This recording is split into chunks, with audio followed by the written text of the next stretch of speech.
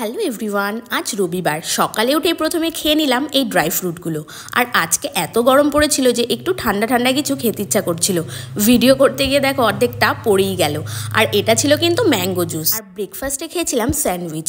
তারপর দুপুরের দিকে দেখি বেশ অনেকগুলো হনুমান আমাদের বাড়ির সামনের পাঁচিলে বসেছিল। দেখে তো সঙ্গে সঙ্গে মেয়ে ঘর থেকে একটা কলা নিয়ে ওদের দিচ্ছিল। আর আজকে যেহেতু ভীষণই গরম পড়েছে তাই রান্না বান্নাটা পুরোটাই স্কিপ করে দিয়েছি। আর রবিবার বলে যেহেতু কথা, তাই সবাই আজকে চিকেন বিরিয়ানি অর্ডার করে খেয়েছিলাম। তারপর ঘুম থেকে উঠে একটা আপেল কেটে খেয়ে নিলাম। এরপর রেডি হয়ে যাব জিমে। বেশ কিছুদিন হলো আমি জিম জয়েন করেছি, তো এখন রেডি হয়ে আমি বেরিয়ে যাচ্ছি জিমে আমি রোজ হাঁটতে হাঁটতেই যাই, কারণ আমার বাড়ি থেকে মাত্র 5-10 মিনিটের রাস্তা।